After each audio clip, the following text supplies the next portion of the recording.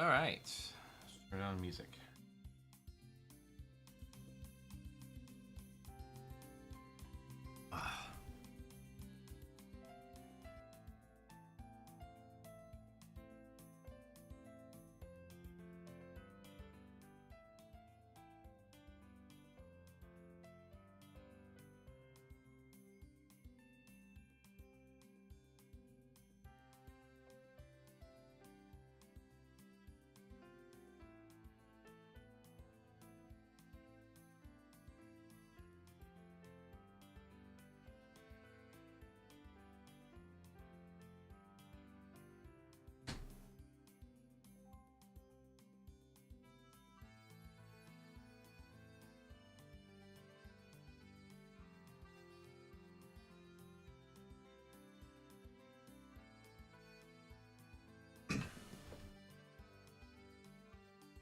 So we got a few things to do. Alright, I got a whole bunch of shit to record. So I got a video for CraftyArts. Hey, Dalen. And I got several videos planned for potentially the Furry Gauntlet that's happening on this other channel here. Onion nuggets, deep fat fried.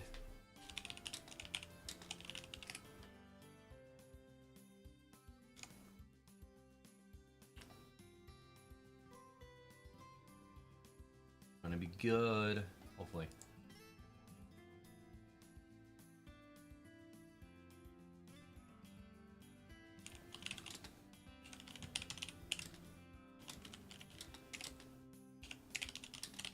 Make it good. I want to help make it good.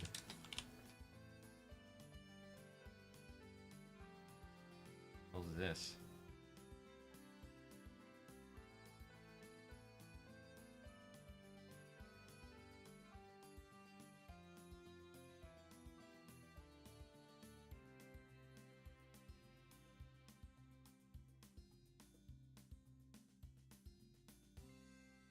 Watches a possum dance.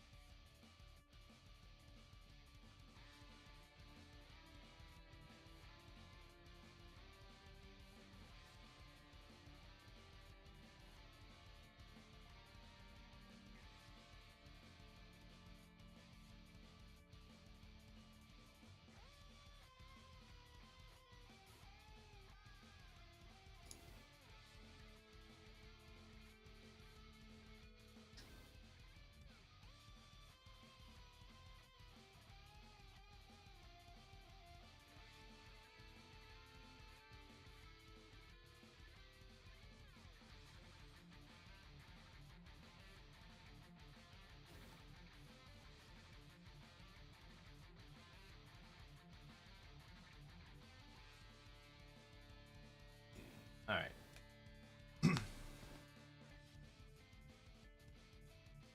I got this comic that I censored out. It's gonna be pretty, I'm sure it'll trigger the normies pretty good. And I got some other furry stuff here. Yes. We'll call this series of videos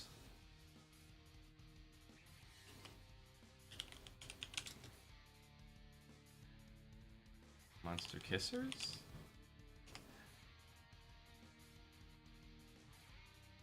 The artist did these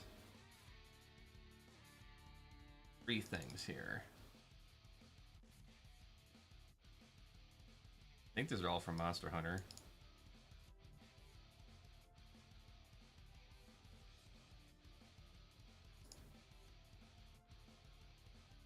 See if there's any more though.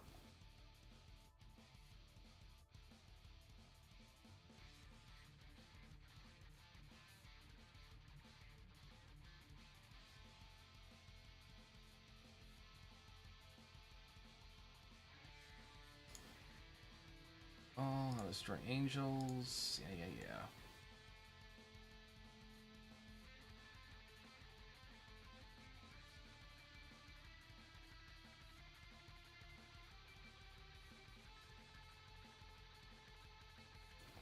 What is this on? Oh yeah, he's on Furry. The wholesome site.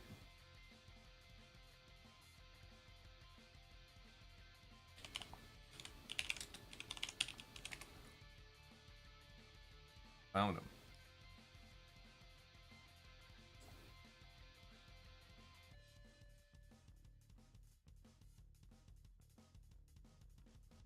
Let's see, any more I can use?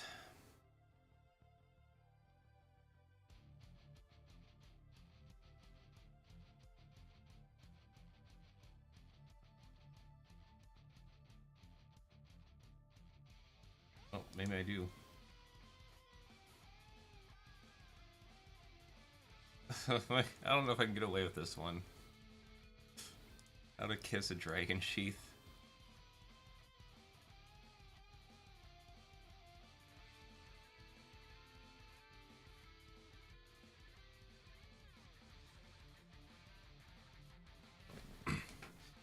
I won't send these all to the Gauntlet, but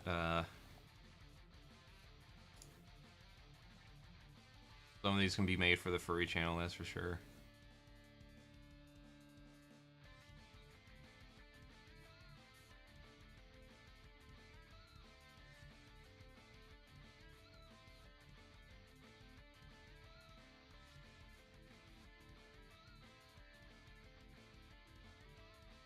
How to hug your monster.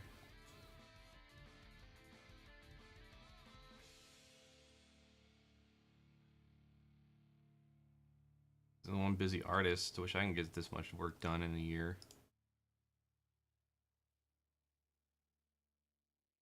I have a job.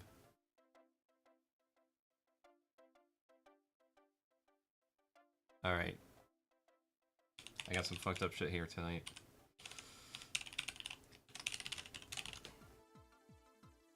So I was very frustrated with myself because I had this script for CraftyArts commissioning Furry artwork and talking about them. I wrote it out 4 times now, voiced it, did the audio for it at least 3 times. This will be my 4th time doing it. I just went back after doing that Inner Demons video and going back to it. I was like, wow, I can do better than this. Alright, let's get this in here. I'm gonna do all these videos from him, I don't care. I just like, I don't know. I just want to trigger the normies, I guess. I don't know. Artist is Italian. Alright.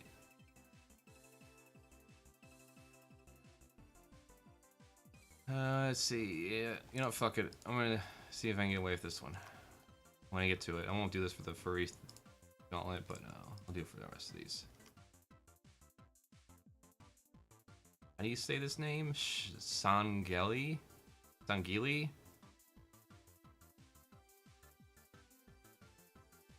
Sangeli?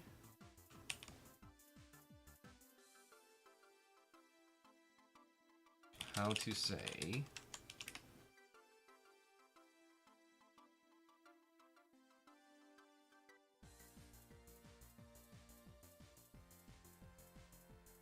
I want to hear the sound. Saying Haley. Saying Haley. Haley. Or saying Healy.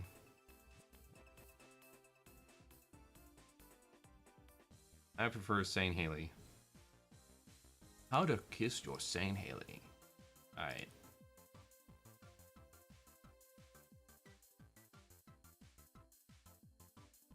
Let's do this. What's another one I gotta do? I gotta do the Has-Been Hotel shit.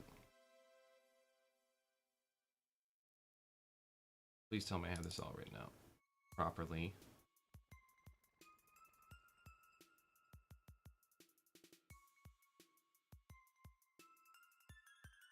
Whatever, just recover it and let's go.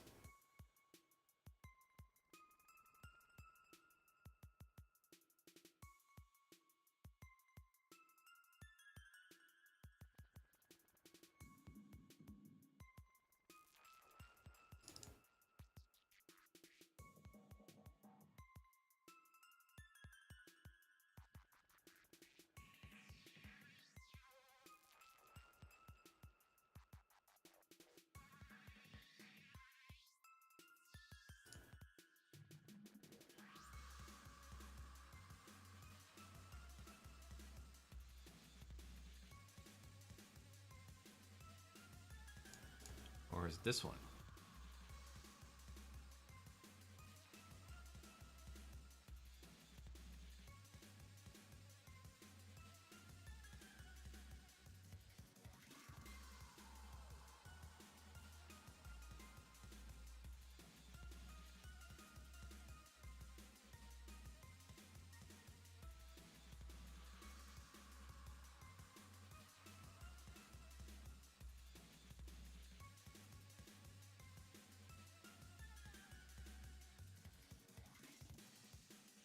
Okay, this is my rewrite right here.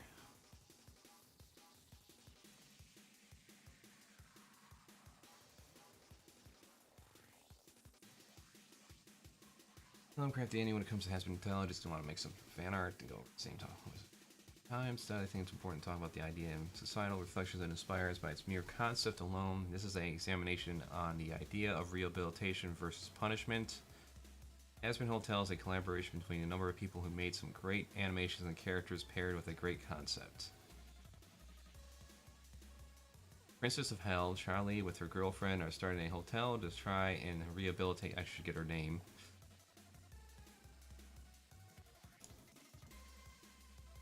Has-been Hotel characters.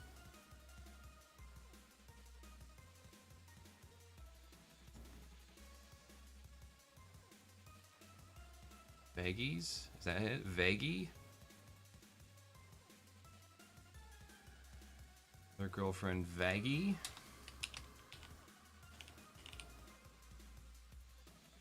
I prefer Vagatha. I can actually say that. Vagatha. They're starting a hotel to try to rehabilitate souls so they can get out of hell rather than risk being purged.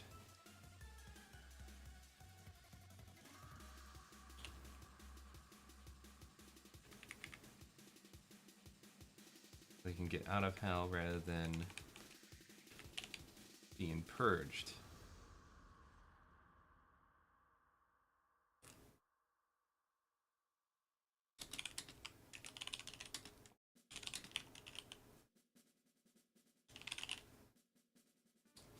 Has a sort of Nicktoon representation, but without any of the restrictions, so it's actually a show kids will love, but don't watch if you're a kid.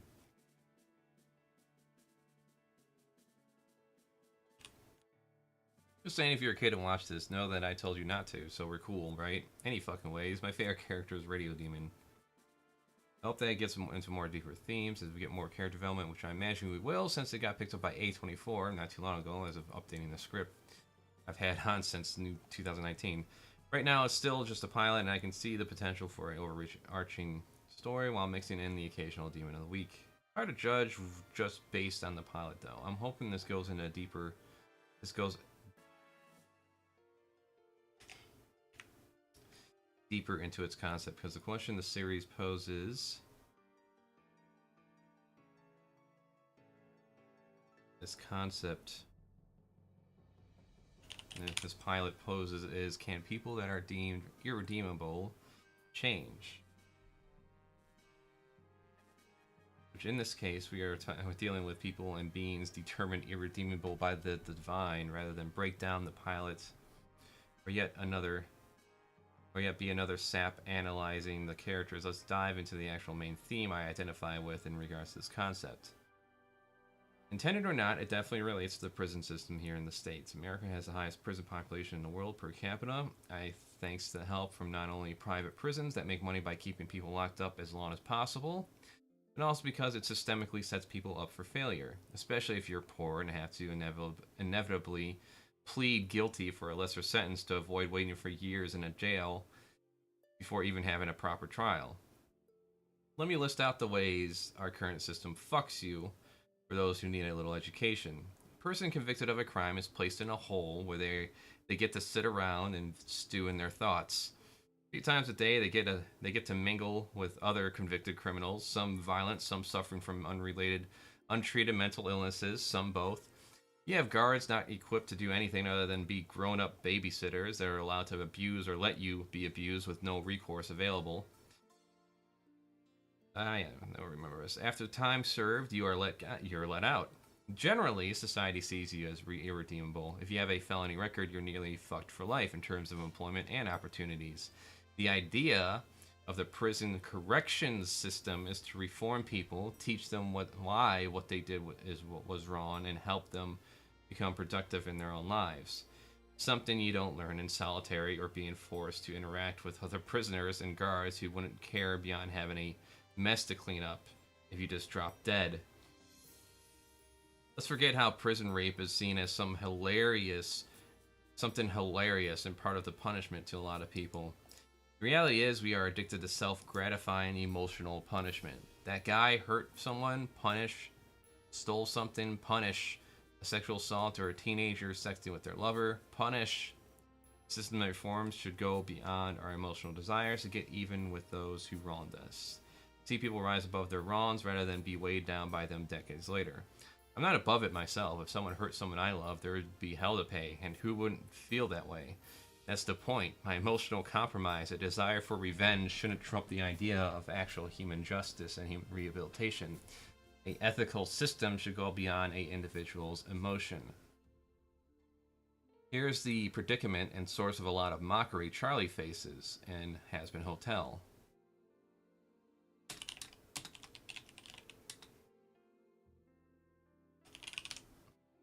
Why am I getting notifications?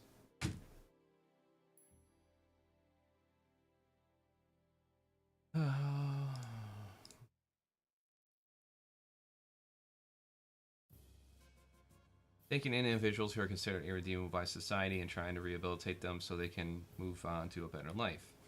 Intended or not, I said it again.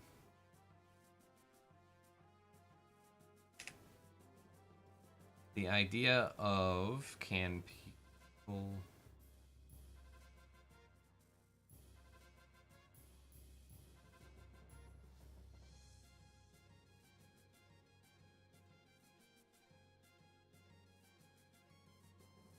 I already stated that. I think a lot of lives would be better if we started adapting that concept like other developed nations have. What we have right now is fucked up. A good example would be the Kids for Cash documentary, the story of two judges that threw hundreds of kids into the prison system and received financial kickbacks for doing so.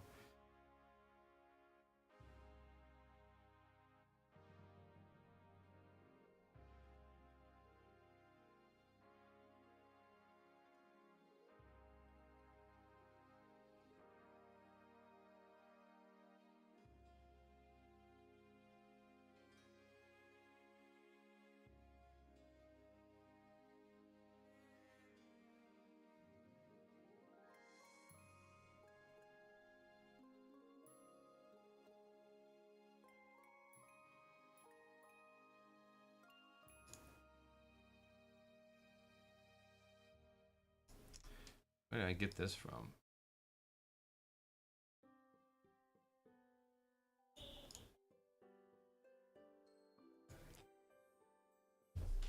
Oh yeah, this will be fun.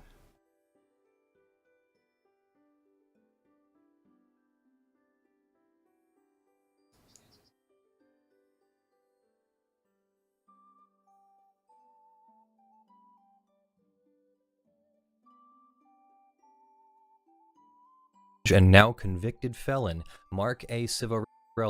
Though most style. memories fade over the years, certain events are so punctuated by overwhelming circumstances and emotion that no amount of time can erase their mark. Is that 1717? Is that what? Face, and he says, "This is your record." And I'm thinking, my record of what? All the hundreds I've gotten since I was in kindergarten? These are the stories of just a few of the many, many victims of Civarella's abuse of power during his tenure as the presiding judge of juvenile court in Luzerne County. The court heard numerous accounts of senseless detentions. Of the 282 former juveniles who testified, 79 were under the age of 13. One individual testified that he was only 8 years old when he was first adjudicated by Civarella. After his initial appearance, this child was shipped to a slate of juvenile detention facilities for months at a time, including PAC WPAC, Camp Adams Youth Camp, the Glen Mills School, and George Junior Republic. He estimated he spent around a decade in detention, bouncing from placement to placement. Like him, many youths were detained, adjudicated, and thereafter endured lengthy placements for minor infractions including smoking cigarettes on school property, stealing a Hershey bar, writing graffiti on a school window, peeling paint off the side of the school swimming pool, opening a yo-yo in a convenience store, bringing a utility tool or pocket knife to school, jaywalking, truancy, shoplifting for food and necessities, making an obscene gesture or swearing at an adult, setting off a firecracker, taking a neighbor's bicycle for a joyride, pranking a school teacher by hiding her purse, and being a few minutes late for curfew. Witnesses specifically recalled the intense humiliation they experienced when realizing that they would be placed in juvenile detention and taken away from their families, particularly when they believed they would receive only a fine or probation. Yeah, that's called trauma. That's trauma. One plaintiff recalled that her mother attempted to speak with Civarella saying, "Sir, she has never been in trouble before," and he responded, "You're a liar. She is a bad girl and now she is going to pay." Another testified that he brought a paycheck from his job at Wendy's to his hearing in an attempt to pay an outstanding fine. Civarella didn't want to hear anything. There was no say. I was just immediately cut off. The plaintiff recalled a court clerk or prosecutor trying to intervene on his behalf, but Civarella responded, "I don't care. He committed the crimes as a juvenile and he will be sentenced as a juvenile. You are hereby remanded to the detention center." Victims described the shock of being immediately handcuffed and shackled, and both children and parents became emotional while recalling that they were not allowed to say goodbye or hug their loved ones. Many plaintiffs noted their mere presence in the courtroom brought back terrible memories. As one stated, "Even though I am 31 and learned to move on from this corruption, having to relive it, this truly has brought back the worst memories and thoughts. All I can visualize is his disgusting smirk and smile as they took me away, the sounds of my mother crying, and I can hear the shackles clinking off the floor. Mark Civarella will forever be a monster who took my innocence away."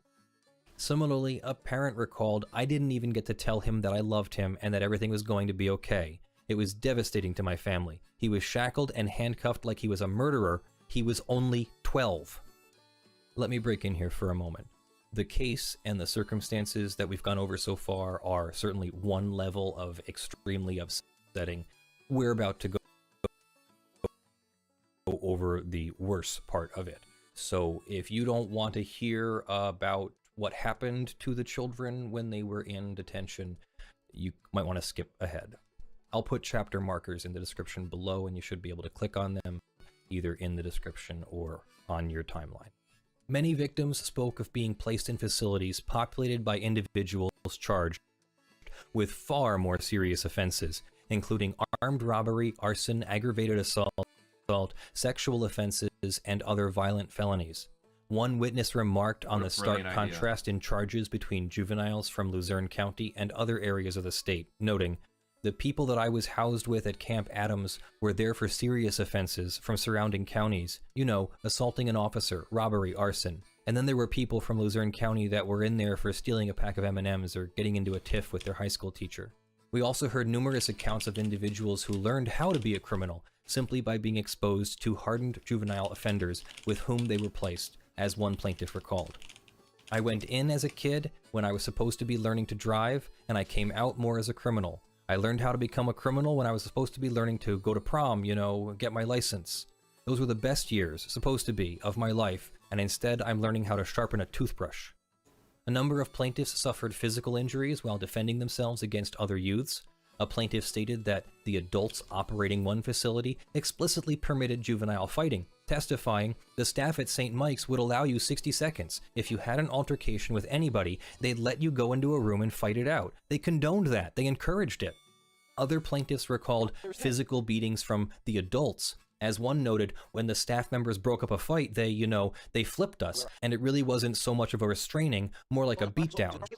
According to witness testimony, threats of sexual assaults were alarmingly common in these facilities, and sexual assaults did in fact occur. One plaintiff stated, "I was told quite frequently that I was going to be assaulted in the shower. The CO's staff members were very brutal. Every day was a constant threat of some kind of violence." Another witness described his experience at Northwestern Academy fending off an attack from a peer by using the brush issued to detainees to polish their boots. One plaintiff testified that the abuse he suffered resulted in an STD. Another recalled his fear upon seeing kids come out of the showers and the back of their sweatpants filled with blood. Still another described being assaulted, choked unconscious, kicked, and punched by staff who wished to establish dominance over him at the facility. These juvenile detainees were also forced to fend for themselves in other ways. Several victims testified regarding the lack of adequate medical care in detention, if they received any at all.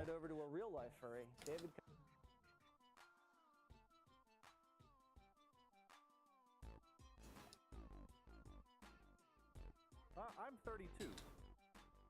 How old are you? I'm 32.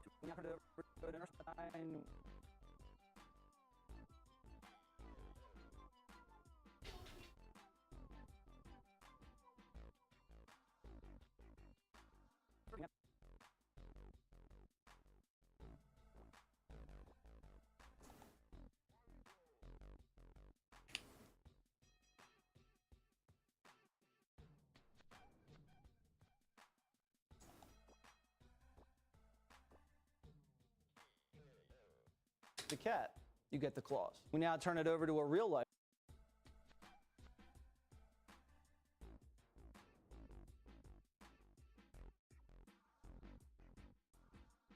Two.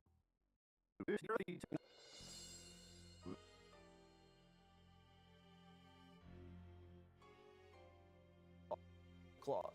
We now turn it over to a real life furry, David Kanaska, to respond. All right, David, how old are you? I'm 32. And what are you supposed to be dressed up as here?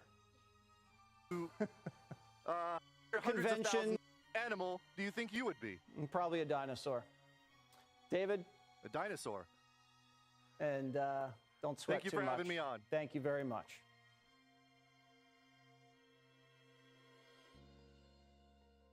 All right.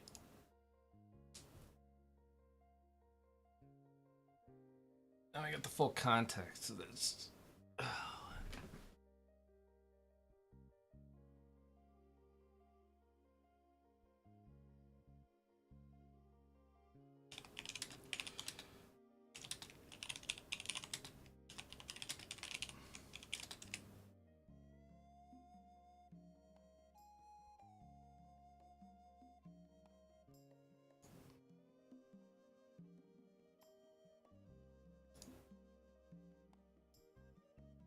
For example, witnesses specifically recalled that they did not receive routine medical attention for physical malady. Alright, let's see.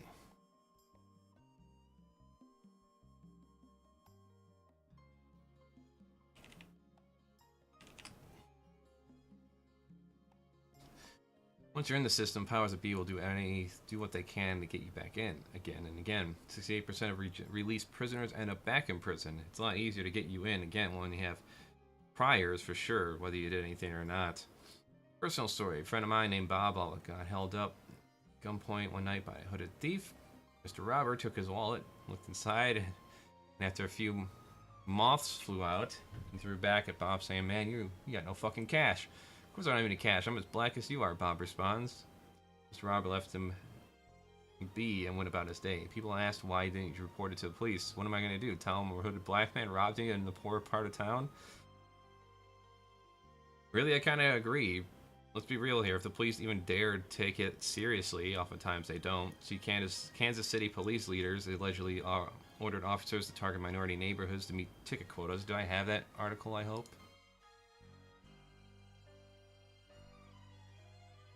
Okay, cool, I have it.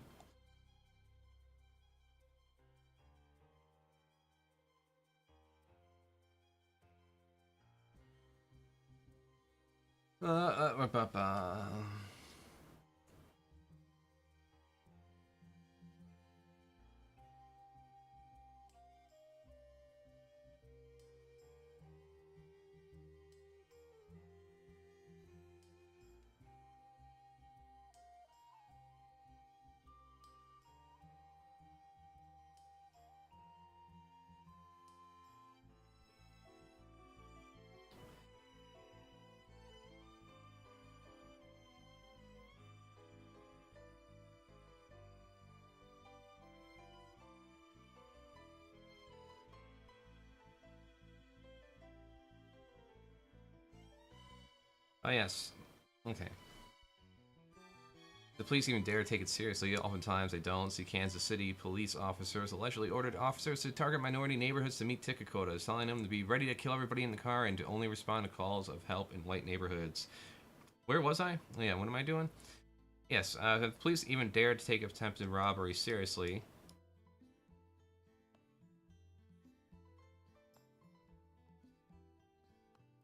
They just likely pick up some local with priors who doesn't have an alibi and try to wear him down into incriminating himself or take some plea deal. Let's focus on the supernatural element related to Hazbin Hotel, specifically the concept of hell. Who the fuck deserves hell? It's an eternity of suffering forever. As a species, if we aren't killed in some school shooting, die of a disease at 5 because vaccines make you gay, or poisoned by chemicals in the water. We get 50 to 100 years on average to exist on this planet. Unless you are a billionaire running a diamond mine and fucking your stepdaughter to pump out as many units as possible, how much damage can the average person do, really? I'm in my late 30s now, and I'm confident in saying I wouldn't wish hell on my worst enemy, even Hitler. After like 100 years of burning in hell, enough is enough. Come on, get out of there, you silly Billy, and just linger in limbo for a while, right? What kind of sick creep is a kick out of people suffering anyways, other than religious people trying to bully trans kids into suicide over their personal sex hang-ups? I've noticed a lot of publicly rotten pieces of shit all of a sudden found religion one day. Since I was a Christian until I hit the age of reason, it's the faith I relate to the most. Now the supposed true believers will insist that no matter what good deeds you do in life, it matters not if you don't believe. How convenient for the worst among humanity. The idea is that you simply believe and you really mean it. When you ask for Jesus' forgiveness, you're good to go. So really, do you want to be up in heaven surrounded by a bunch of assholes? I emphasize again, no one deserves hell. If there is a God, he's basically an insane super space Nazi. Have you read this thing? One of the few books that isn't banned from schools. If the God of the Abrahamic faith is real, we should be figuring out a fucking way to kill him. Ah, yes. Take me to the warp. I wish to bargain with some chaos demons, please.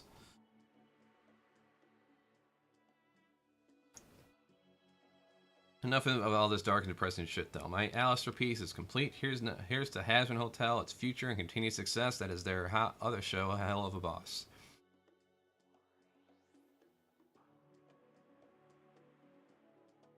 To its future and Vizzy Pops? Yeah. Busy Pops. Oh yeah, there's a video on I've been reluctant to watch. Because, like, I just don't give a shit.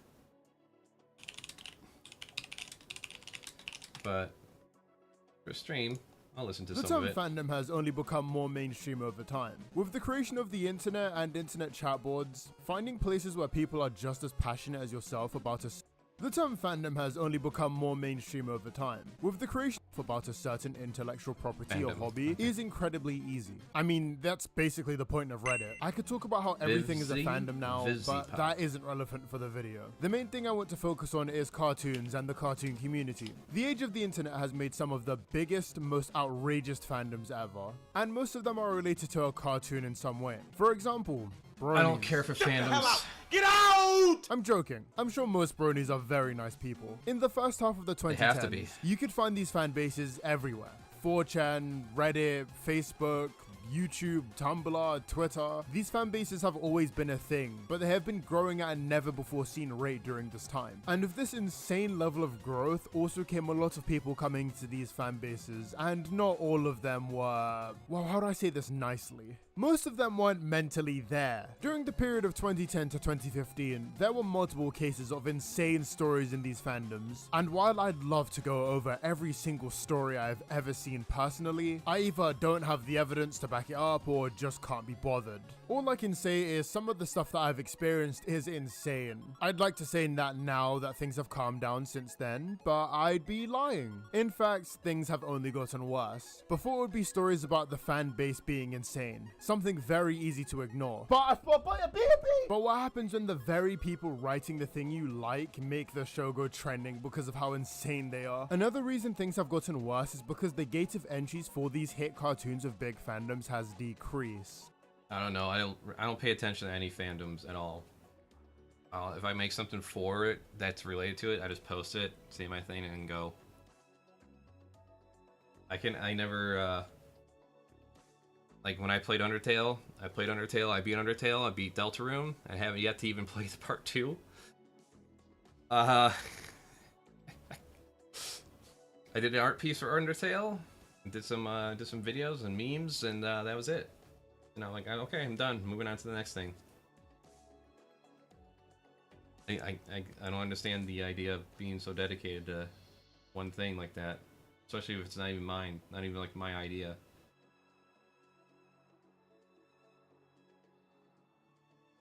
Question mark? That's not exactly what...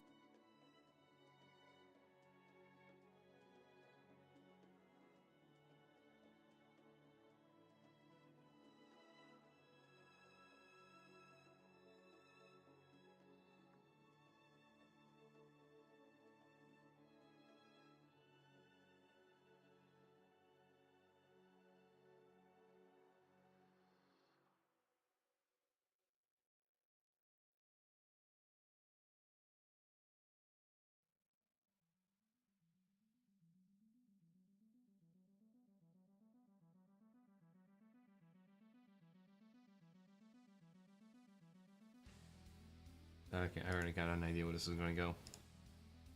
Alright.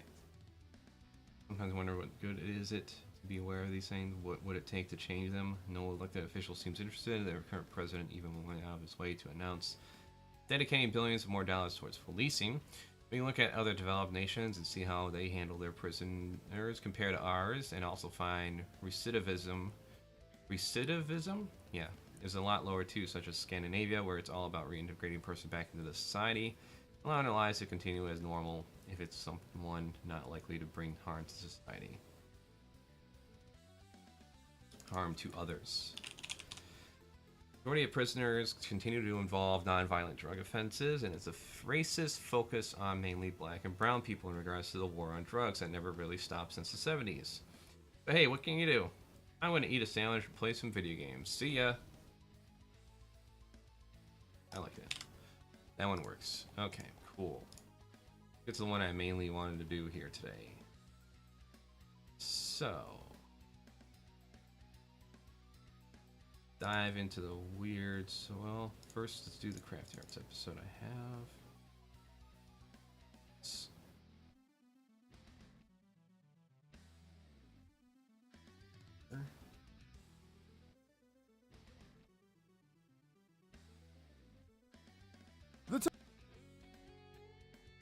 Upload video.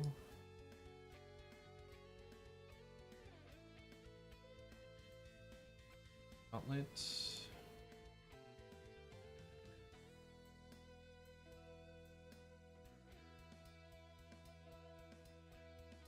I'll get away. Straight up one of their clips.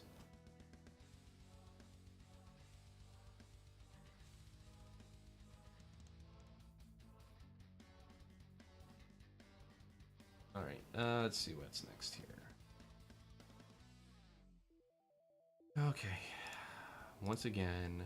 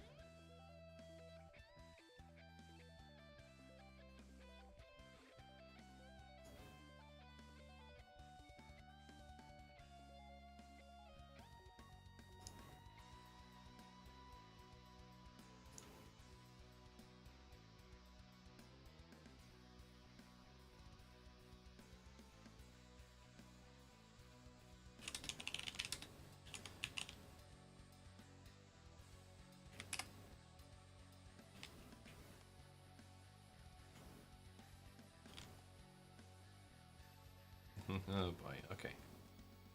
Sound recording. Nope. Actually, no, yeah, I do need sound settings. What am I doing? You turn on the microphone.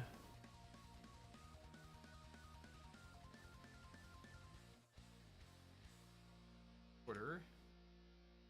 Bring up the recorder, bring the microphone a little bit closer. Gotta.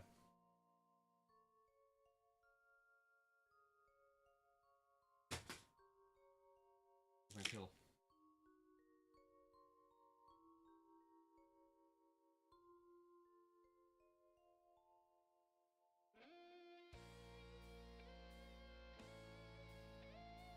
That's raining.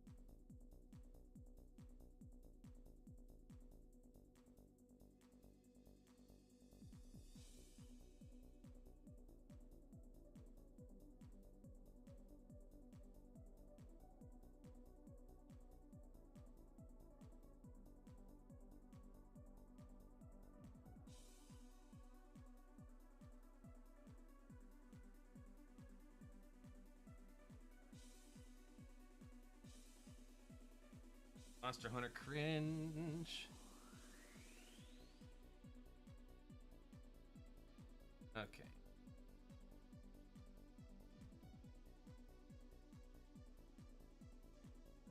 Got Tigret. Agras? Monster Hunter related.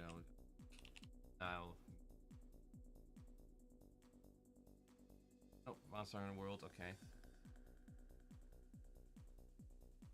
And Xenogore? Xenogray?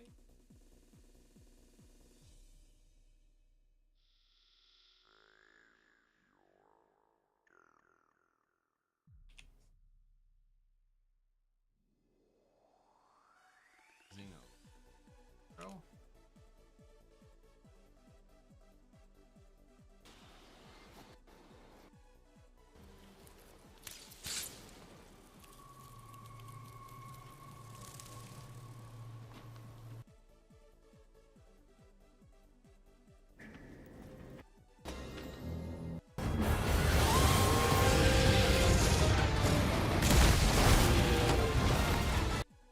How you say it.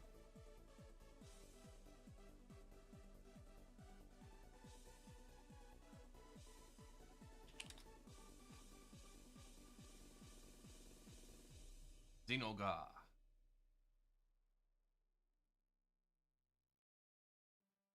Xenogre. Xenogre.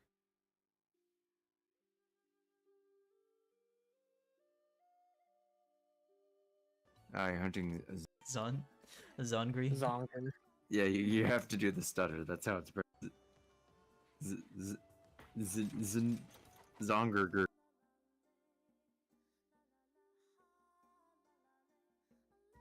Xenogre. Xenogre!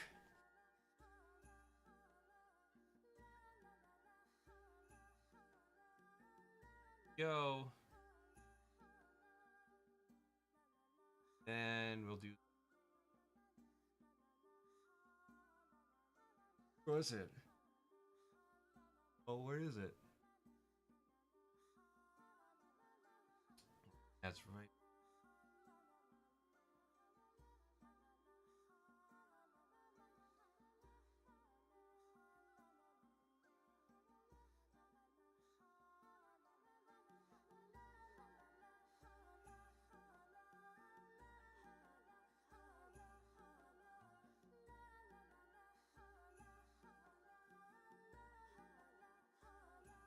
Which does they want to?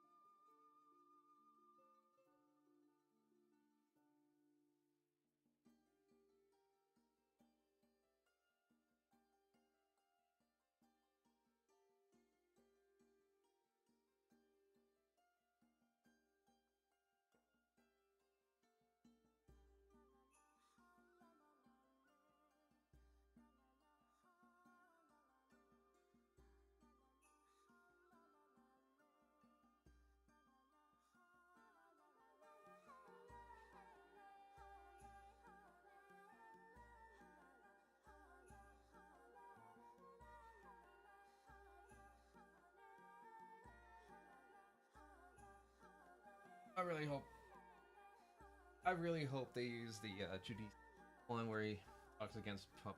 Be very cathartic. Tear that one apart.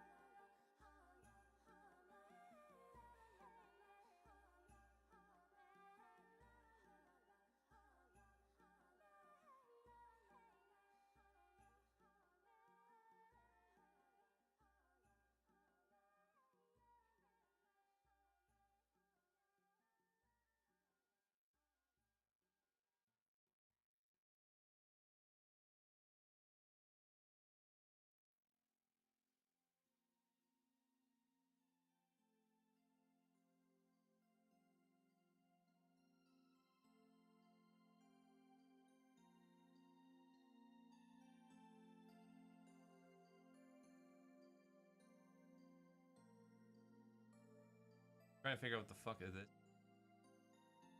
Rat monkey.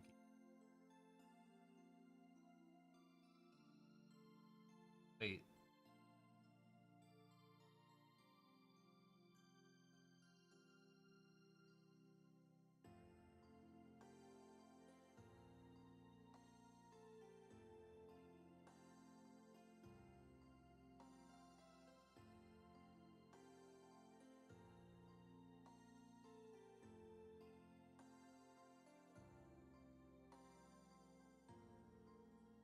Animal that looks like a rat monkey.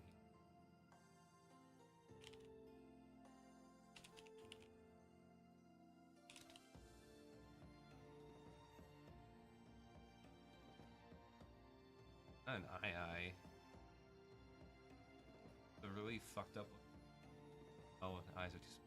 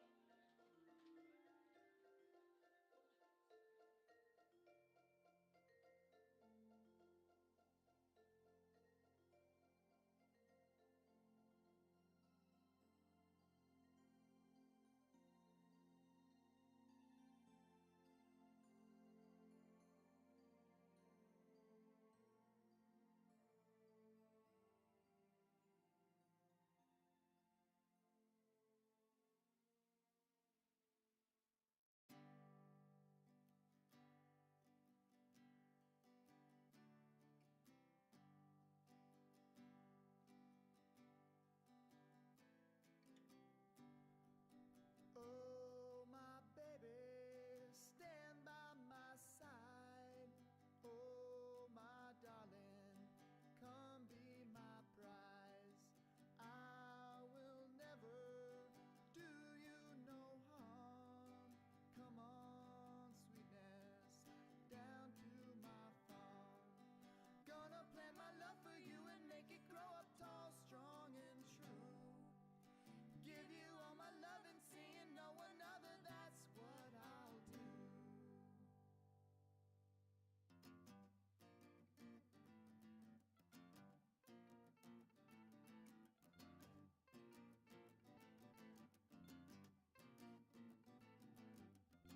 Summer days, the hot sun pouring on my back. Digging dirt holes, those mosquitoes don't cut slack. All my labor never seems to give in. Working so hard, mama said should be a sin. But I know that I'm working for something right here. Get something done before I sleep. Got an insufferable amount of time.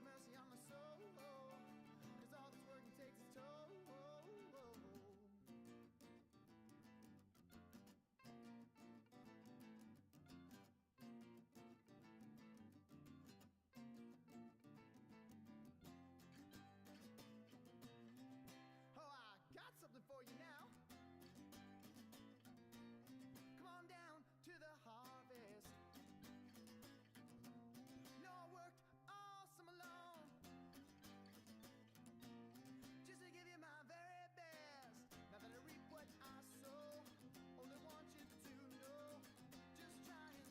Oh no, I think I'm just going to read. I think I'm just going to read the entire dialogue and then figure out how to edit from there.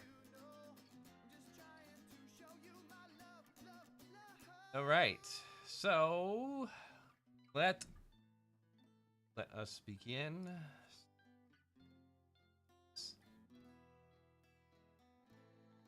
Got my mic just a little bit more. It'll be good right there.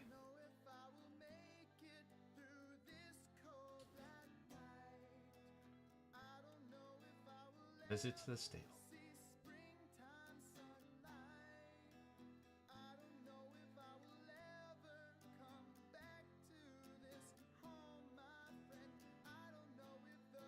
Right.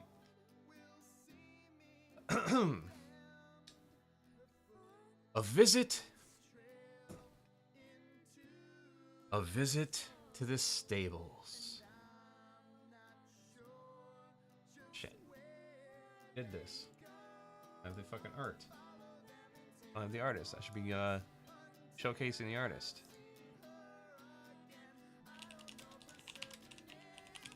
Four Seats Rabbit. Oh no, try that. Oh, okay. Savannah.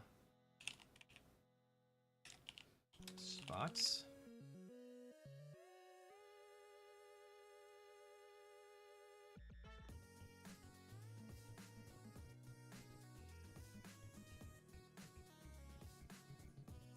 Oh, wait.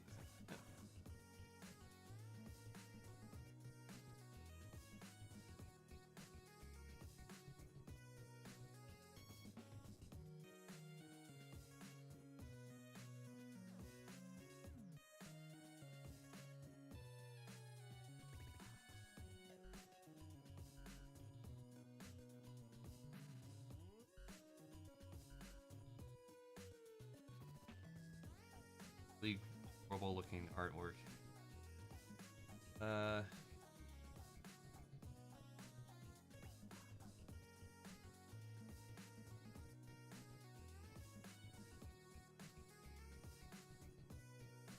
Okay.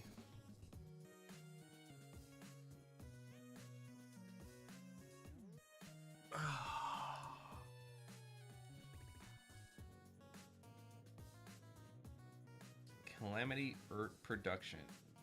Okay.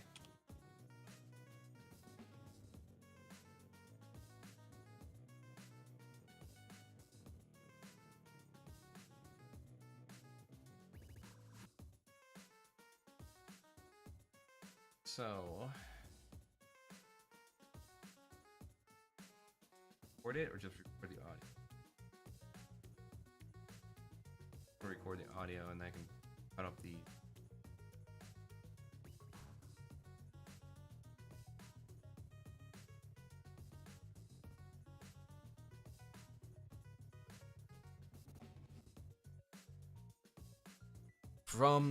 From Calamity Art Productions, A Visit to the Stables. After receiving my instructions, I started by cleaning the track. After receiving my instructions, I started by cleaning the tack rooms. One of them appeared to be in disarray, so I rearranged it. I shifted some hay bales and equipped. Alright, let's try to do this. That was my warm-up.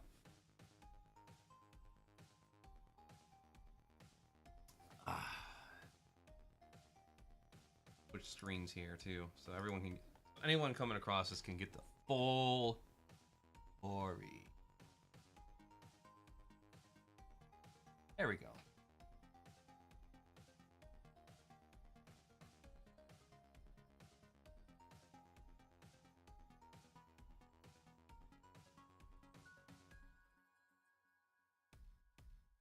All right. From Calamity Art Productions. My recording. Stop recording. Starting. Boop.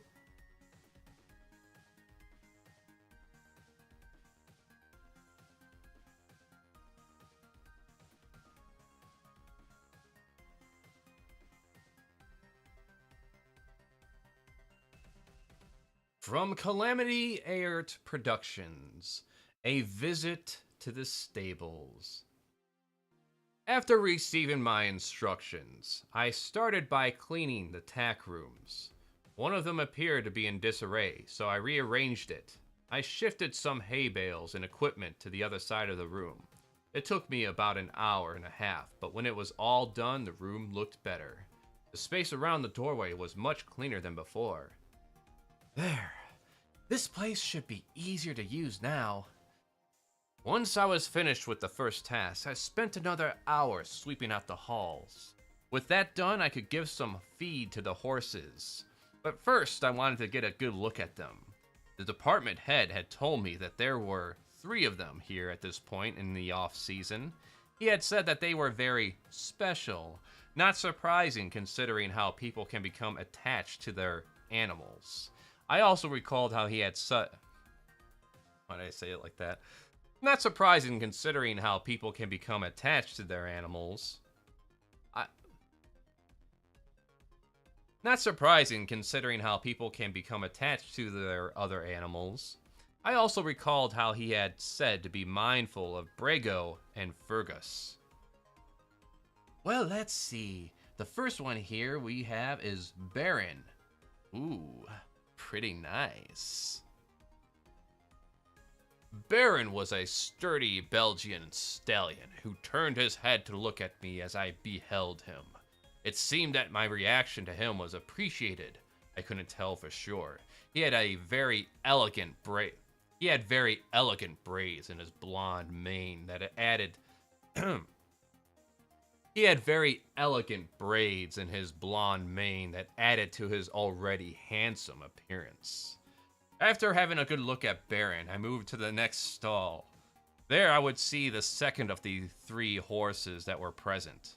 I noted that each horse's enclosure had a custom made-up name board above the door. The workmanship of each was high quality, and they were attached to the lintel. When I looked in the next stall, I was quite impressed. Brago. Wow, you are quite nice looking as well. Can I get a proper voice for this character? Wow. Laying on my fucking shit. Get out of here. Wow, you are quite nice looking as well. There we go, get a little whimsy on him. Brago, a heavy Perkrin, was almost totally black in color. No dapples could be seen on his hide. He looked at me a lot longer than Baron did, which made me wonder what he might be up to. His mane was braided in a different style than Baron's. His mane was braided in a different style than Baron's, and it somehow suited him quite nicely. I stood looking at him for several minutes until I decided that it was time to see the 3rd horse. After having a good long look at Brago up and down, I went down to the next doorway and looked through to see Fergus. When I first saw him, I gasped. Probably loud enough for anyone nearby to hear me. I did a double take and rubbed my eyes. I could not believe what I saw. To say that I was impressed would be an understatement. Fergus. Holy bejesus, Batman! You're stunning! Holy, you're stunning! Fergus held me almost spellbound with his stunning beauty. As I stated earlier, soon something nagging at the back of my mind forced its way to my undivided attention. Well, aren't you the most prettiest thing in the building? I bet it must took your groomers a long time. Crap! I forgot the brooms outside! I went outside of the building to fetch the forgotten. Yeah, there we go. All right, let's start this again. I just need his voice better. There! This place should be easier to use now. Time to see the horses! Well, let's see. The first one we have would be Baron. Ooh, pretty nice. Wow, you're nice looking as well. Holy, you're stunning. I went outside of the building to fetch the forgotten items, but then, what the hell are those dark shapes moving over beside the wall? I went closer to the shapes only to see them become feral rabbits that scattered. Yeah, here we go. We have what he pictures inside his head, and then reality is when he speaks or does thought bubbles. I went closer to the shapes only to see them become feral rabbits that scattered about. One of them ran towards the stable wall and disappeared. I thought nothing of it and decided to return to the closest storage room to put the brooms away. Crud, it is really dark out here tonight. I returned inside to put the brooms back in their proper place. When I was turning out the lights to leave the storage room, I heard a commotion coming from one of the stalls. I heard what sounded like a whining and some thumping noises. Then it stopped. Now what? Another mess to clean up? Guess I better go see how bad it is. It was Fergus's stall that I found out what was going on. Well, I didn't see anything in Baron's stall. Brago's quiet, so I guess it must be your Oh, what the fuck? That thing is big. What the hell are you doing in there? Wow, no way. I don't believe it. When I looked into Fergus's enclosure, I saw the same rabbit that had run towards the stable wall. The stallion's thick, veiny penis had dropped all the way to the ground. There, the flared head found the stunned rabbit's body. It moved around the small creature's torso, seemingly pinning it to the ground. What had surprised me so much was what happened after the long shaft had stopped probing. I started to notice undulations moving up the stallion's length from its head toward its sheath. I realized that Fergus's long shaft had started to engulf the day's lapin. It was a shock to me as I was about to witness cock-vor for the first time in real life. For a moment, as I watched the spectacle unfold in front of me, I soon pieced together what had likely happened. Hairs.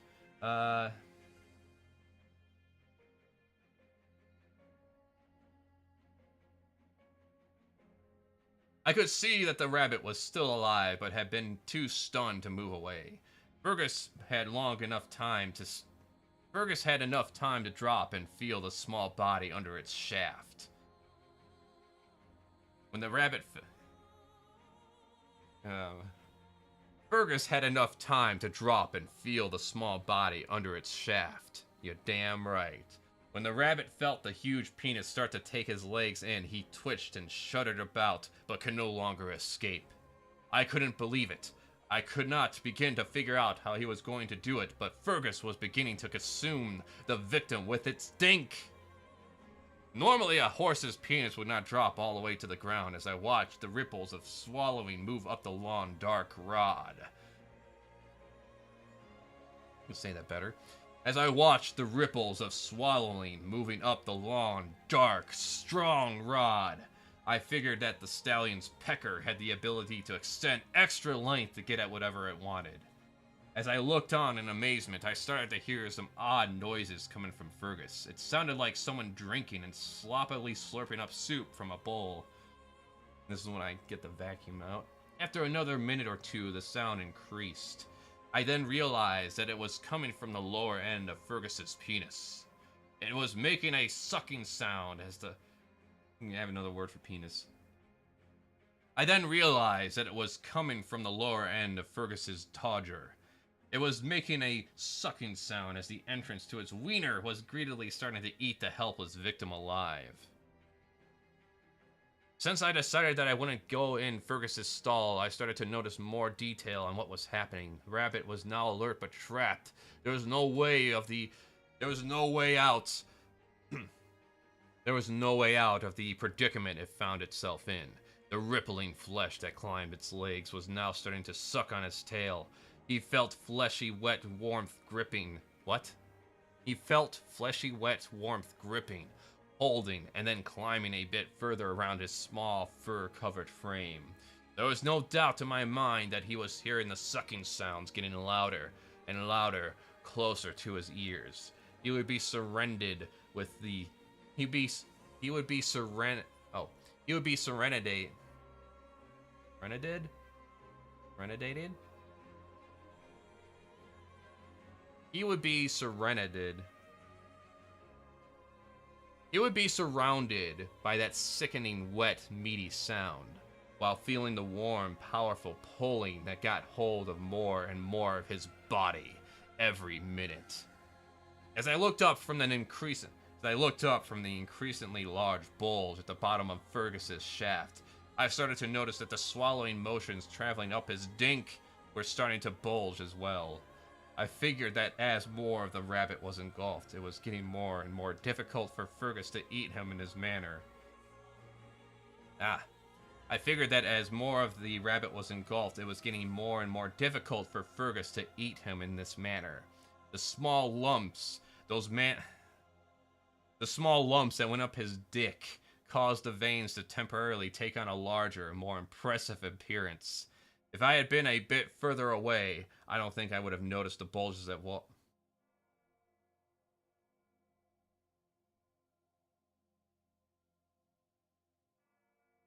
Another way to tell when Fergus would suck was the way his tail was flagging. The tail was already raised upward from having a full-blown erection. I remembered that when a stallion ejaculated during mating, their tails would bob up and down with each burst of semen that went into the mare. Wait. I remembered that when a stallion ejaculated during mating, their tails would bob up and down with each burst of delicious semen that went into the mare. The same flagging motion was now being seen in this situation, and it fascinated me. When I looked at Fergus's head, it was pushed up and forward. He had moved his front legs up, put his hind legs back. He stood in an odd way so that his pee-pee could dangle almost straight down. He didn't look at me, but he knew I was there, watching him. I could not begin to fathom what was going on in his mind. After another minute, I started to notice some drops of fluid dribbling down out of the horse's dink. It was some kind of sticky lubricant that started to coat the rabbit's body as he was being eaten. The bulge at the bottom of the stallion's shaft was quite noticeable at the last of the victim's legs were being pulled in. It also looked like the penis was starting to retreat a bit as the bunny was starting to lift up. I could not tell for sure because the big, dark, fleshy shaft was still quite long. Still very impressive. The little bulges that were rising up through the stallion's length were becoming more noticeable. I watched the black horse stand in front of me, his ears listening in my direction while he continued to stand in his odd pose. The veins in his long dink showing because of the efforts that Fergus was making to consume his prey. His long tail rose up and down every time he made the inside of his pee-pee climb a little further up the rabbit's body. There I was hanging on the stall door with a herder look on my face. What the hell? How is this even possible? What am I seeing? I had been told that odd things could happen here at Savannah Spot's location. Now for the first time since I came here, I was witnessing an oddness firsthand, and it had me thinking, oh, this is all in the stall. Wow. There I was hanging on the stall doorway with a herder look on my face. What the hell? How is this even possible? I had been told that odd things could happen at Savannah Spots. Now for the first time I came here and I was witnessing an oddness firsthand, and it had me thinking.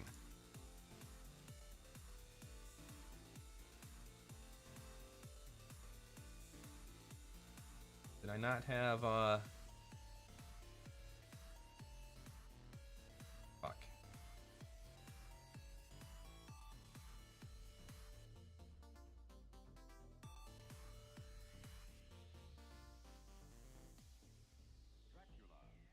The very mention of the name brings to mind things so evil, so fantastic, so degrading. Alright, I'm just gonna add dialogue in there. Fuck it.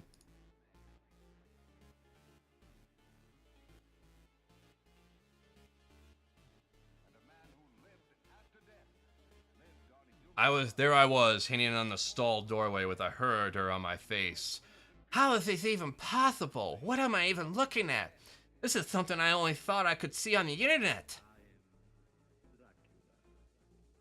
Fergus had a brilliant idea. Oh, Fergus had a brilliant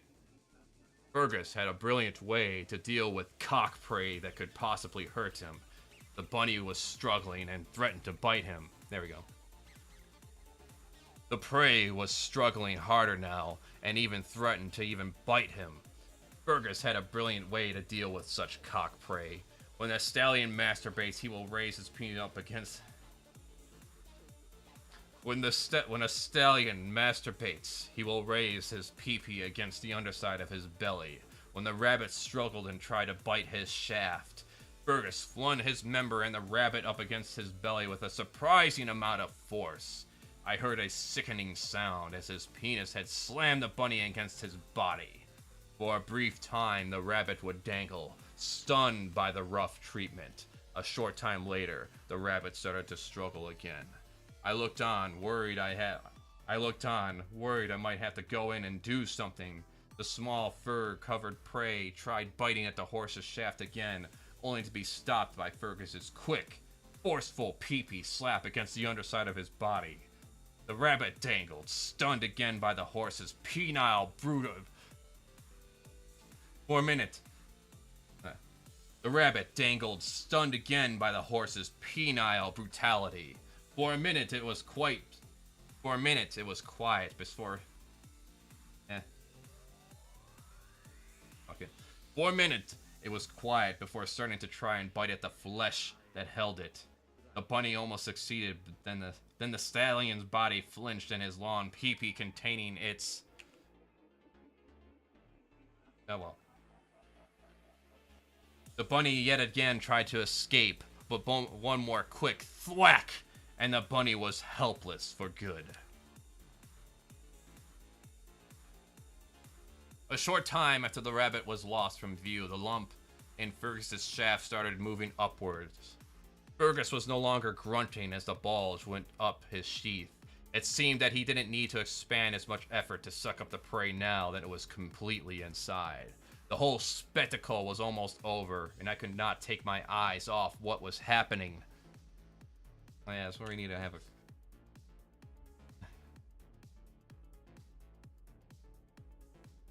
a part where Freddy comes in here. You're getting in my balls, bitch! You're getting in my balls, bitch! You're getting in my balls, bitch! You're getting in my balls, bitch! There we go. Several strong pulls dragged the rabbit deeper inside of Fergus. I didn't hear any more of the effort-filled grunts that he made earlier. The bulge slowly went up the stallion's shaft, where it was... The bulge slowly went up the stallion's sheath, where it too was swelling. The lower part of the horse's shaft had returned to its normal appearance. There were no more sucking sounds. It appeared as if the decrease in effort was slowing him many ways. Fergus's body language was more relaxed as he felt the victim going up deeper inside him. With the final stage of dragging the victim into his long, meaty malehood concluded, he watched me, staring, seemingly interested in the reaction I was having to what he had just done. I watched with great anticipation the final part of the rabbit's entry into the horse's body. I had thought it might go into Fergus's nuts for a time before disappearing. I had expected to see his large testicles grow to swell with the bulk of the prey. However, this did not happen. The rabbit went past them and disappeared into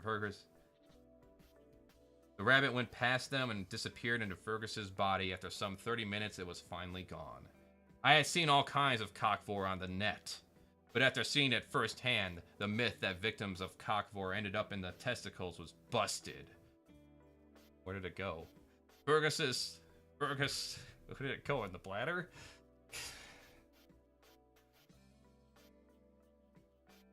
Myth busted. Myth busted. We gotta get the clip of that.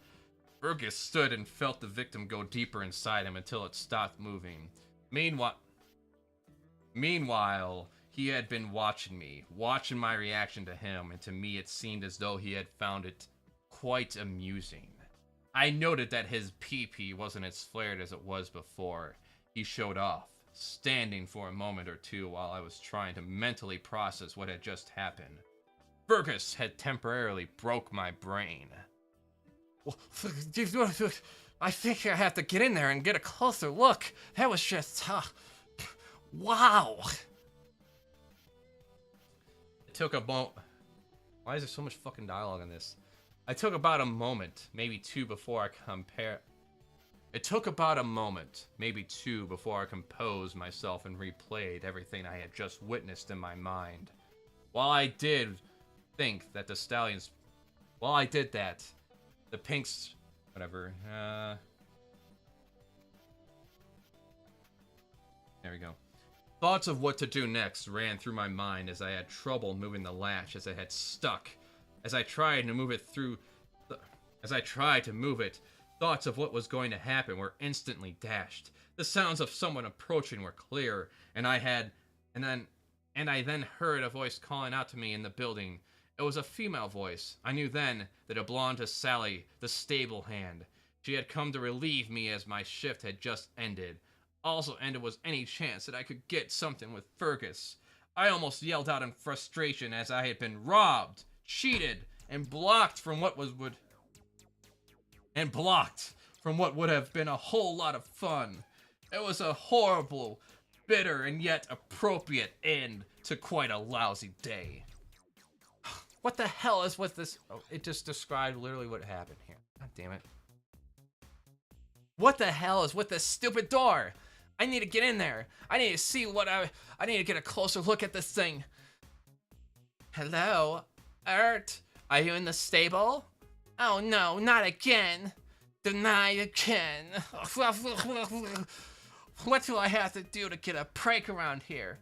First, the sexy hyena denied me. Then the twink cheetah ran out on me.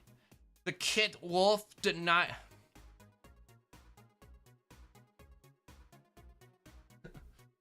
what should I say about this one? First, the sexy hyena denied me. Then that twink cheetah ran off. The kilt wolf wouldn't let me look up. Yeah, there we go. The kilt wolf wouldn't let me look up and... Wow. The kilt wolf wouldn't let me get a peek. Then the tanner. And now this. It's so miserable. Unfair. Unfair!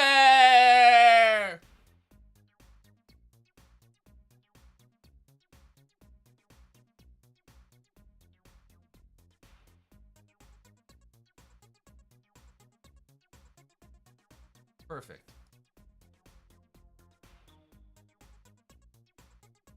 All right. Waiting for that one. A visit to the stables. Raw. It's raw!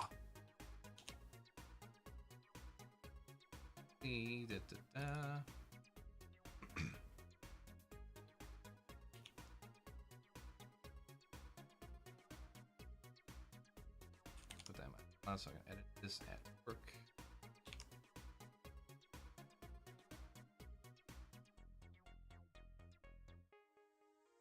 Alright, what's next? Monster Hunter stuff, and then I'll do my main furry.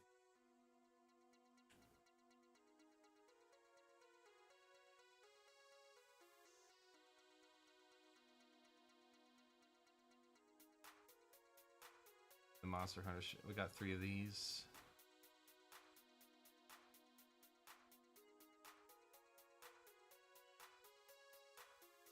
Hey, who's the artist behind it? Italian, okay.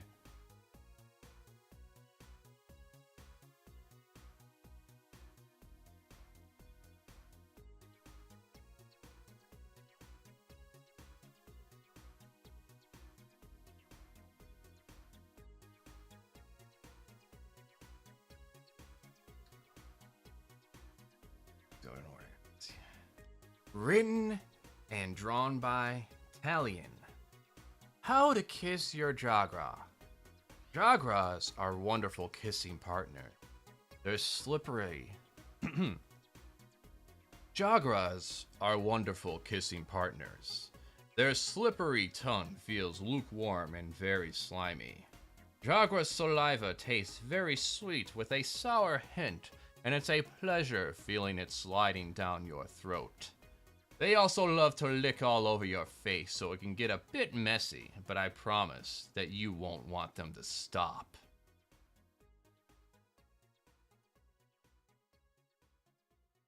How to kiss your Zinogre.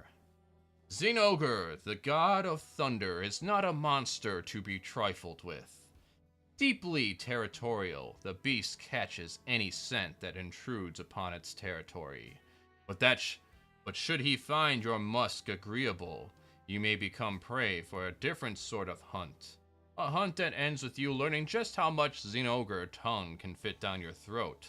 Depending on how elated the beast is from his so-called hunt, the experience can be quite shocking.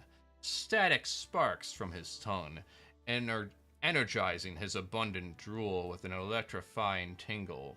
Make sure you're gripping something comfortable for once Zinogre locks his mouth with yours. You may find your fingers clenching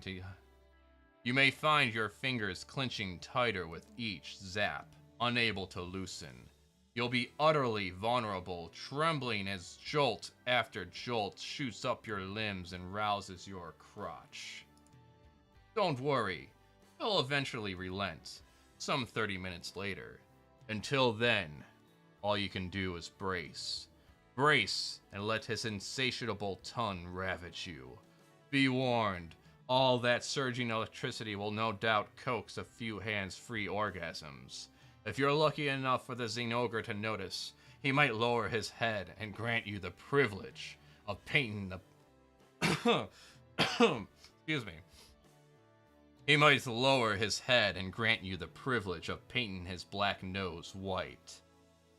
Just be sure to lick his snoot clean before resuming your kissing. Zinogre loves to snowball. How to Kiss Your Raytheon by drawn and How to Kiss Your Zinogre, drawn and written by Talion. How to Kiss Your Raytheon, written and drawn by Talion. Raytheons are beautiful and gentle monsters. There we go. Try to, change it up a bit. Raytheons are beautiful and gentle monsters that care deeply for their partners. Be warned, however, she expects to be treated for what she is, a queen. Although quite unbecoming of her royal title, she is rather ravenous when it comes to her womanly She is rather ravenous when it comes to her womanly needs. And whenever her royal highness demands your service, it would be remiss to refuse. There's our voice. Raytheons are beautiful and gentle monsters that care deeply for their partners. Be warned, however, she expects to be treated for what she is, a queen. A queen! Although quite unbecoming of her royal title, she is rather ravenous when it comes to her womanly needs. And whenever her royal highness demands your service, it would be remiss to refuse, lest you desire an audience with her venomous talons. Of course, it always starts with a kiss. Let her explore the depths of your mouth and throat with her long and gentle tongue. Feel the heat of her breath, ever rising as the fire in her belly builds alongside her excitement. Lose yourself in the glow of her amber eyes, while she loses herself in the tightness of your throat. Feel the heat of her breaths, ever rising as the fire in her belly builds alongside her excitement. Lose yourself in the glow of her amber eyes, while she loses herself in the tightness of your throat. Be sure to pace yourself, for she is needy. Be sure to pace yourself, for she is a needy royal, and her cravings won't be sated for a mere kiss. And her cravings won't be sated from a mere kiss. She decrees you return a long and eager kiss of your own, but in a different spot, just above the base of her tail, between her trembling haunches. A queen demands the utmost servitude from her subjects, after all. Don't disappoint her. How to Kiss Your Tigrex! Drawn and written by Talion. This mighty brute raven is heavy in all the right ways. Be warned, a tigress is a curious monster that enjoys testing his and your limits. A tigrex's tongue feels like a huge, flexible muscle inside your throat. Because its drool has a very slimy consistency, it can double as a natural lubricant that will make it feel even better when it slides into your throat. I promise you'll love the taste of it, too. Guaranteed.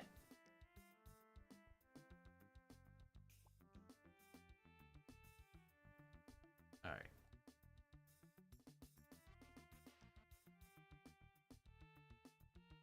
Well, there's only 2 more of these. I don't know if I put these in the furry gauntlet.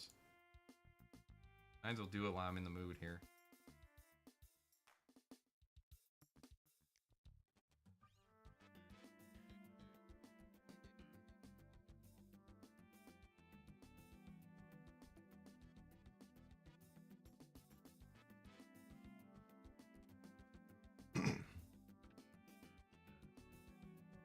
How to Kiss Your Sangeli. Written and drawn by Talion. You may not know, but Sangelis have tongues. They're much longer than you would expect. Most of the time, they hide it inside of the back of their throat because it's one of their more sensitive spots. So when such an alien shoves it deep into your throat, that means you've earned their trust. Their saliva, as alien as they are, the taste is unlike anything from Earth, but its addicting flavor will keep you coming back for more. Until you surely get some unworldly disease from it.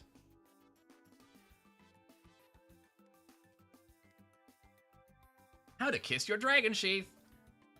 Dragons like Crimson love when you give attention to their best parts. Parts like his sheath.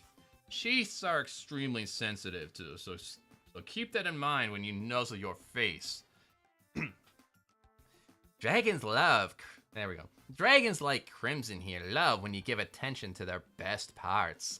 Parts like his sheath. Sheaths are extremely sensitive, so keep that in mind when you nuzzle your face into its tight entrance. For the best results, try to squeeze deep in enough for the sheath to wrap around your neck. And then stroke his cock with your tongue. If you can reach it, don't worry, it'll throb closer to your face soon enough. Pro tip. Massage the thick hide of his sheath from the outside with your hands while looking at the inside. He loves that. If you can keep up the effort, his emerging cock tip will reward you with a few globs of delicious pre-cum. But if you keep going after that, his hardening cock might force your head out of the sheath. Before it squeezes out after you, what do you do then? Well, that's for another guide. Yeah, that one's kind of lame. I like how the most lewd one is the most lame one. Alright. Hey, well, you know, that's a short... Some shorts we can post. Alright, what's next? We did did that one. Ah.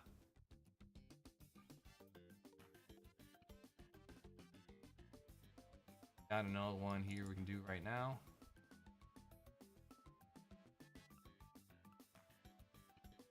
Art life, finish.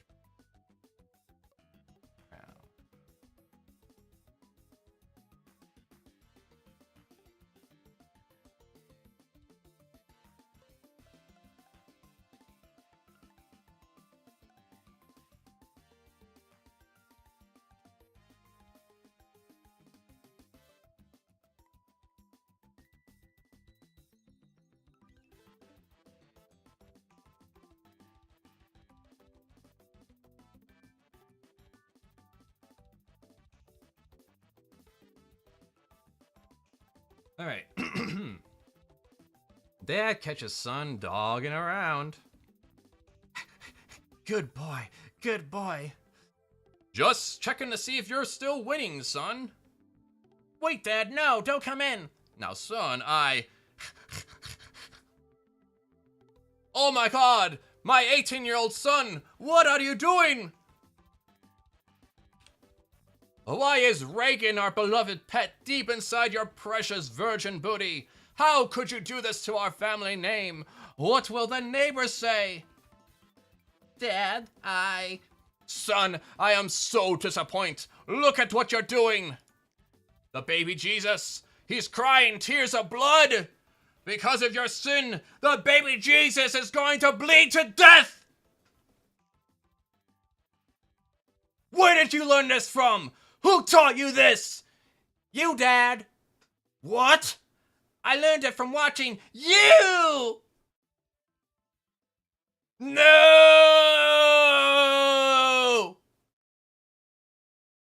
Remember, only you can prevent forest fires.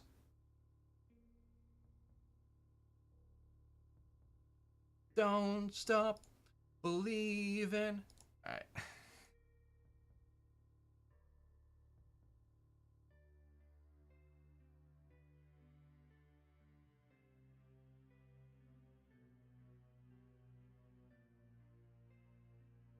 I want to read that for the dad.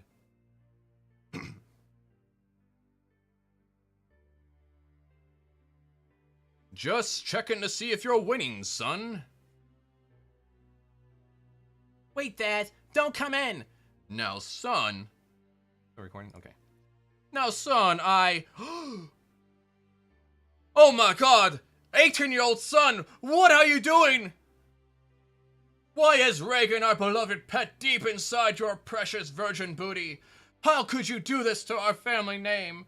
What will the neighbors say? Dad, Son, I am so disappointed. Look at what you're doing. The baby Jesus, he's crying tears of blood. Because of your son, the baby Jesus is gonna bleed to death. Where did you learn this from? Who taught you this? Yo, Dad. What? I learned it from watching you! No! No!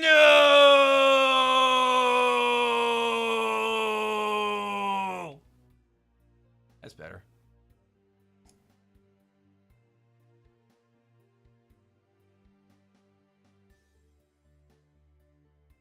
All right. Some recording to do.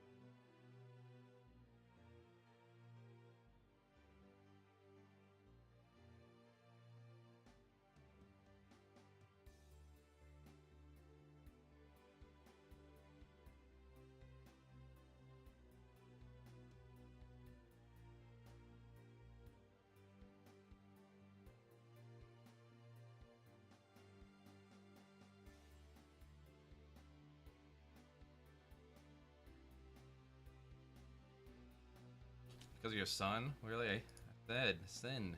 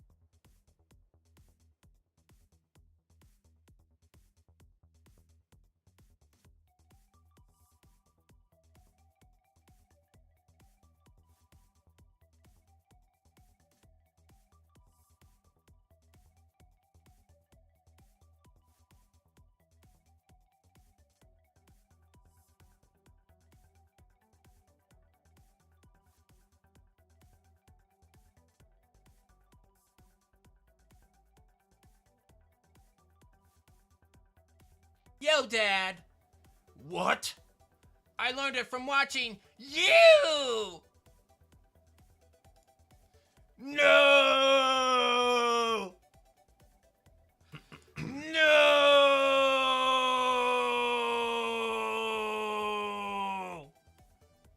That's better.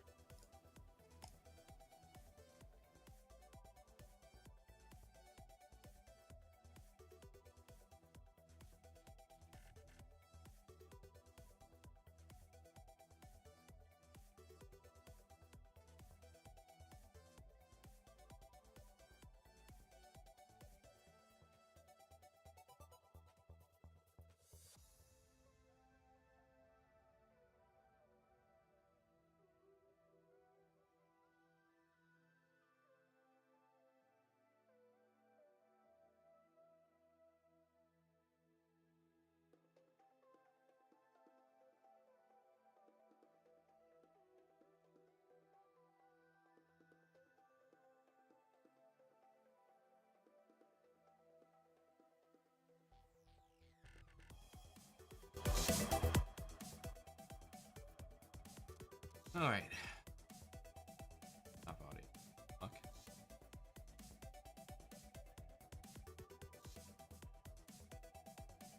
Taught you this! Yo, Dad. What?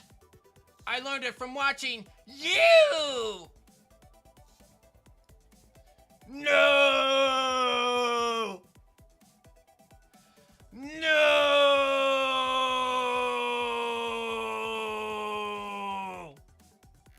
That's better.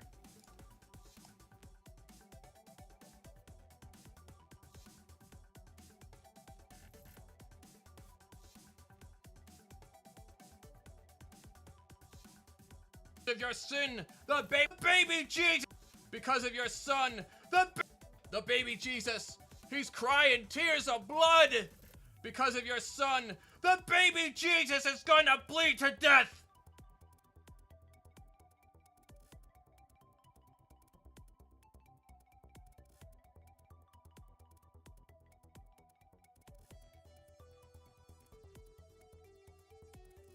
The baby Jesus, he's crying tears of blood. Because of your sin, the baby Jesus is going to bleed to death. There we go.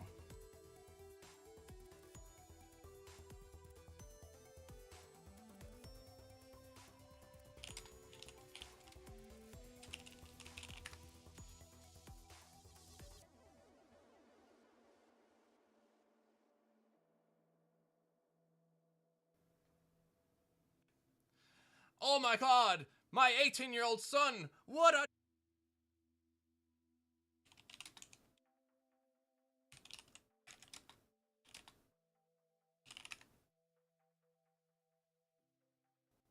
tongue can fit down your throat. Of course, it always starts with a kiss.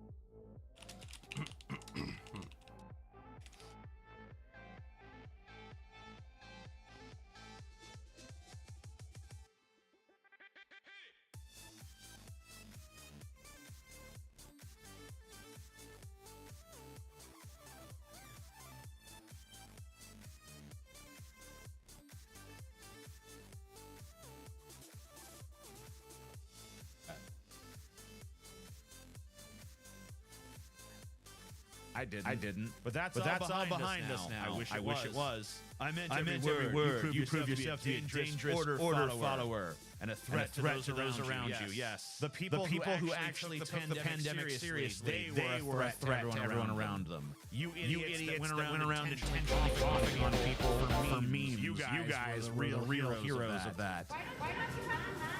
Because I don't have one. I'm not sick and neither are you. You don't know if I'm sick or not. My allergy. What an interesting revision of history.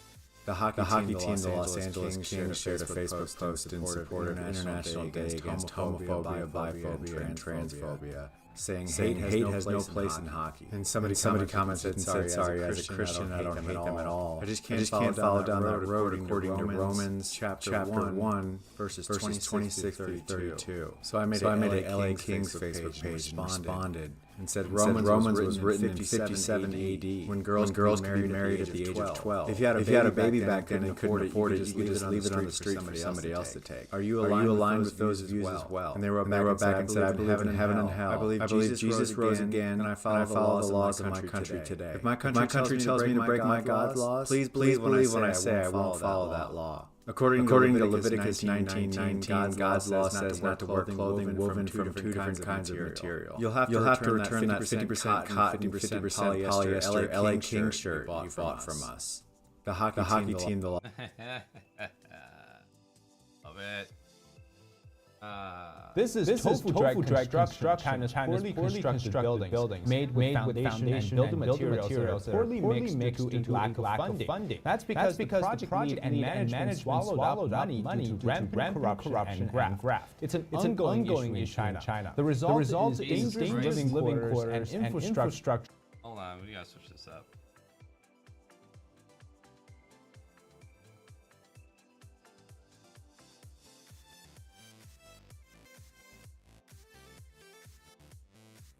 That are prone to collapse, like bridges, roads, and buildings. In 2008, a 0.0 magnitude earthquake took many buildings under, including hundreds of school buildings, and many were tofu drag projects. It killed thousands of students, and tens of thousands of lives were claimed. The CCP covered it up as it was close to the 2008 Olympics in Beijing, and any subsequent investigations by citizen journalists were punished, including jail time. I'm David Zhang, China Insider. Subscribe for more on China. This is tofu drag construction, China's poorly constructed buildings made with foundation and building materials that are poorly mixed into lack of funding. That's because the project lead and management swallowed up money due to rampant corruption and graft. It's an ongoing issue in China. The result is...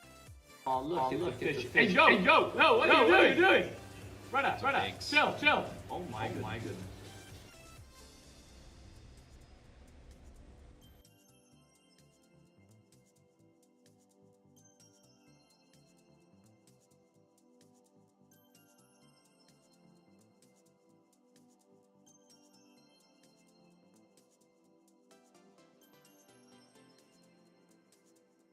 More podcasts.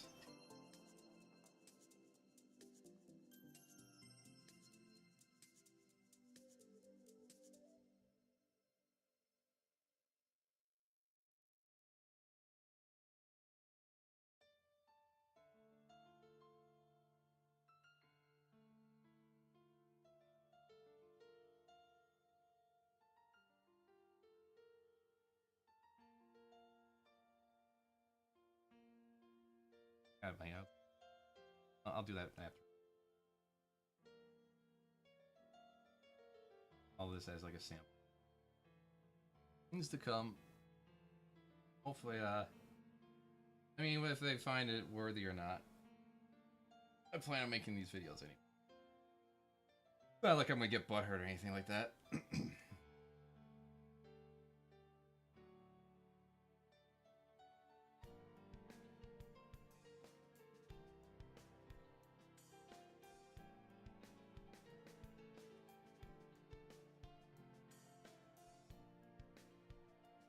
Ever since Ron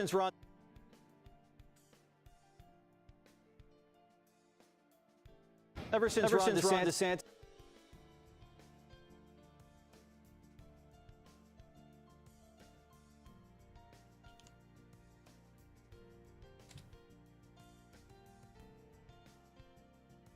Alright. Fox didn't fucking copyright claim it. You know what? I'm just gonna...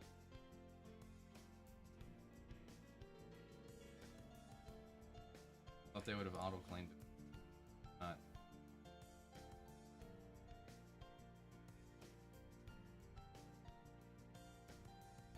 Oh, fuck you. I just automatically identify something and not suitable.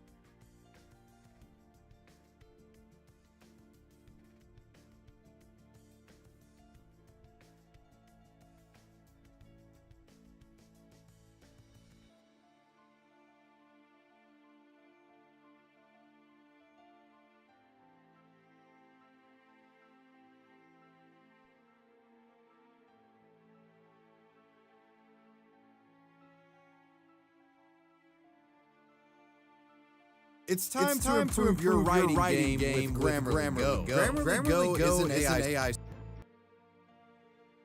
It's hard out here for a horse. No, that's pretty easy. What? Depending on what you're doing. Horses have easy lives. Yeah. They're pampered. And all they have to do is run exactly where we tell them to. We tell them run. And not break their leg or kill them. But if we just take a bunch of like glue and stuff, just take the hormones and run around in the racetrack. Yeah. How hard is it? Not that hard. Don't worry. Like if you break the your carrot, leg, we're not gonna make you keep on running. Yeah. We're just gonna put you down. Yeah, if you break your leg, you don't have to keep running.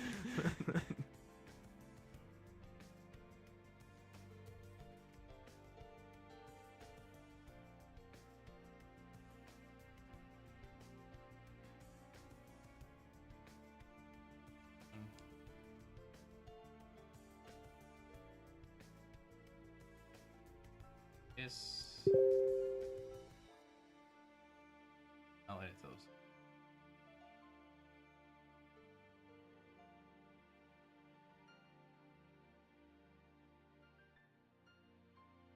Monster Kisser, there it is. I do a video of this. Should I do all of them or just do them separately? I guess no. Perfect. I can make them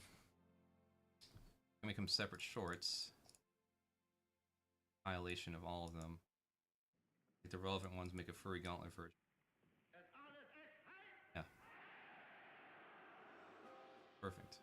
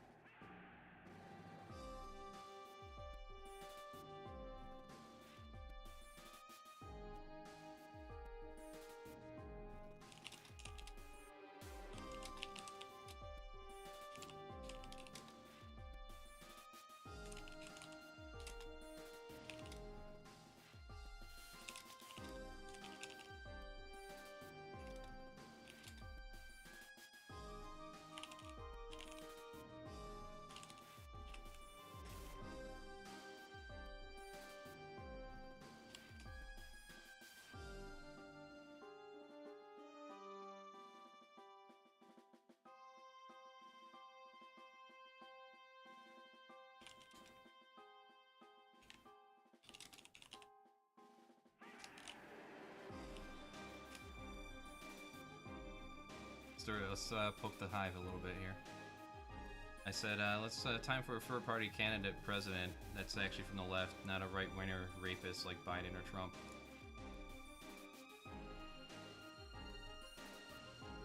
That'll be fun. I'm sure I get some responses.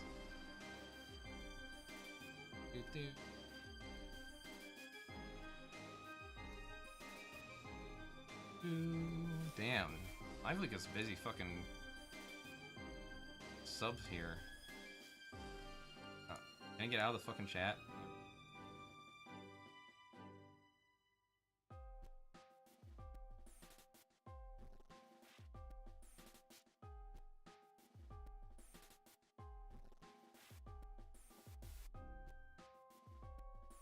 I don't want to be in the chat. Live leak. There it is.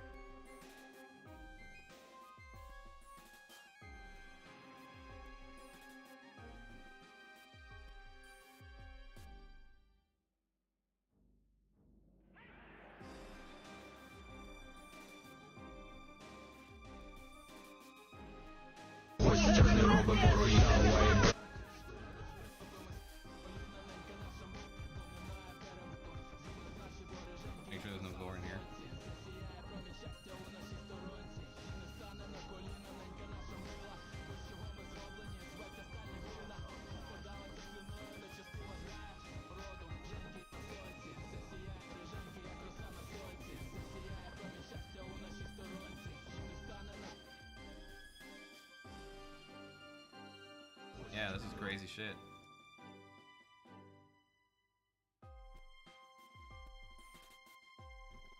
Ink.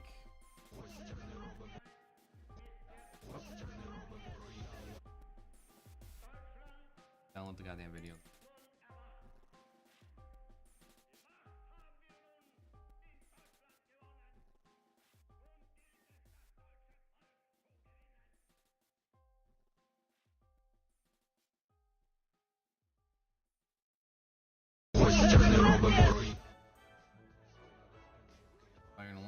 Firing along. Good. And then... boom! They struck a mine. So that guy on the right, he lived.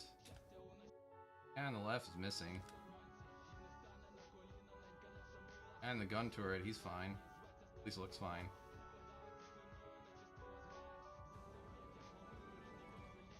God damn, man. And shit.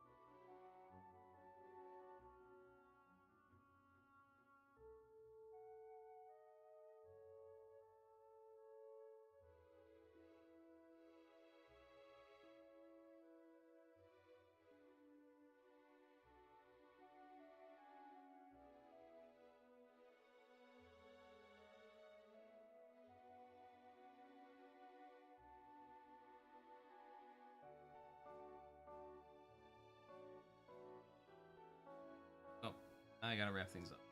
God damn it. Fun stuff. Stuff gonna